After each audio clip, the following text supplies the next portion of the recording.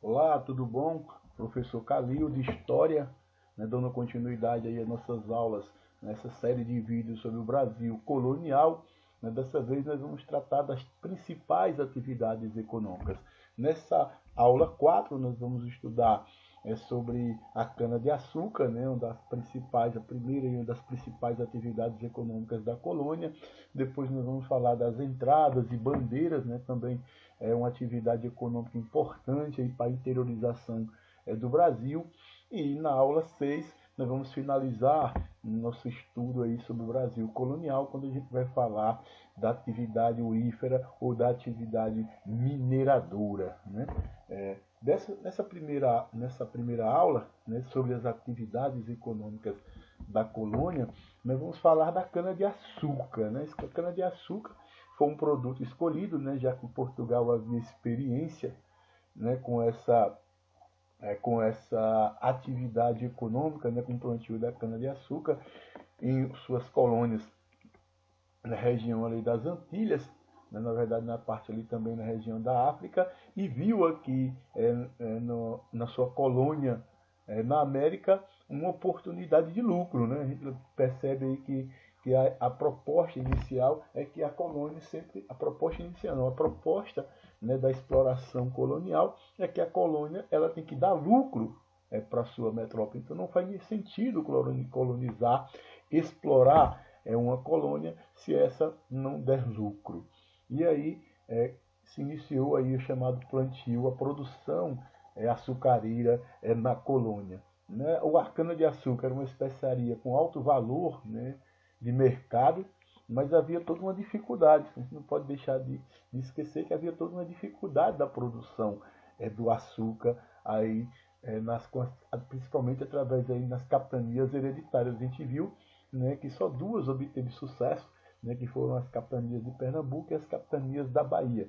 Principalmente devido a isso aí, né, o custo de implantação do engenho. Né? A gente não pode esquecer que o custo, né, da produção do açúcar era um custo particular. Né? Ou seja, quem viesse explorar a colônia, produzir cana-de-açúcar, deveria arcar com os custos. E com o custo com a mão de obra. Né? A mão de obra escrava, o escravo, comprar o escravo e trazer para trabalhar nesse cana-de-açúcar, a mão de obra escrava negra, né? Dando início aí ao tráfico moderno. Essa mão de obra ela custava caro, né? Era caro trazer. Embora seja uma mão de obra, fosse uma mão de obra escrava, mas para trazer o escravo do outro continente até a colônia custava muito caro.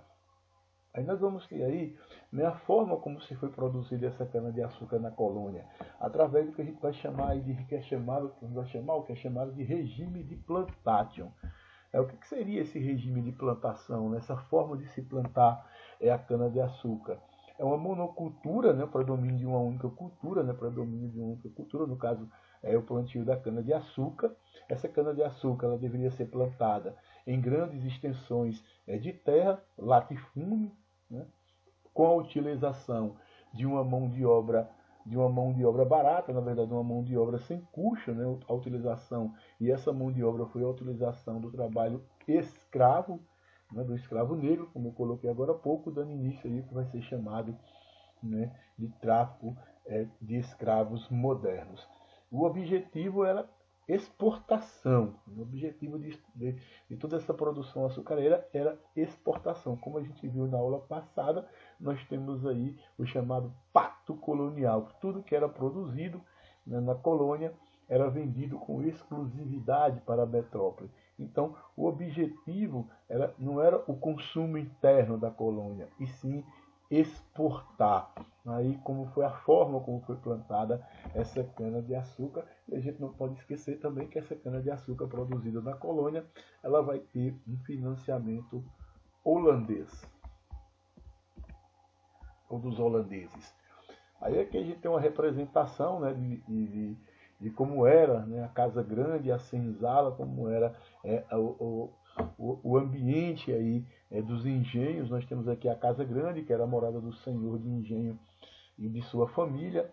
A casa de engenho, que é onde se produzia, não onde se produzia, mas onde era bem a cana era beneficiada, as instalações onde se encontravam os aparelhos destinados a fabricação do açúcar, né?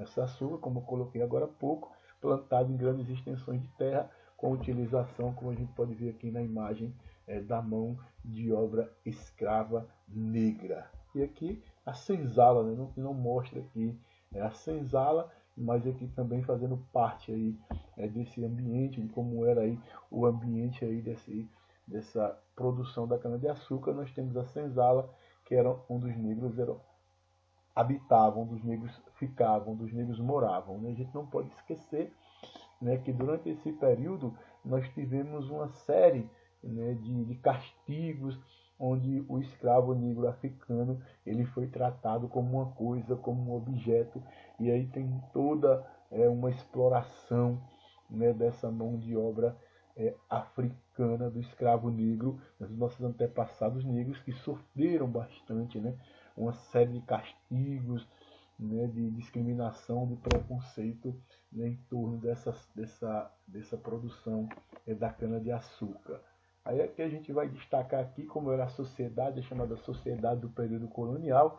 Era uma sociedade rural, né, tipicamente rural, né, a produção, embora fosse no litoral, mas era uma produção rural, não se produzia cana-de-açúcar nas cidades.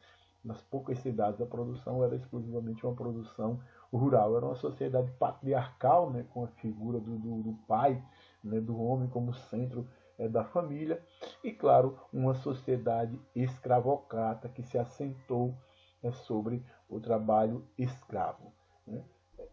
Falamos aí nessa aula, né, sobre a primeira atividade econômica do Brasil do período colonial, que foi a cana de açúcar.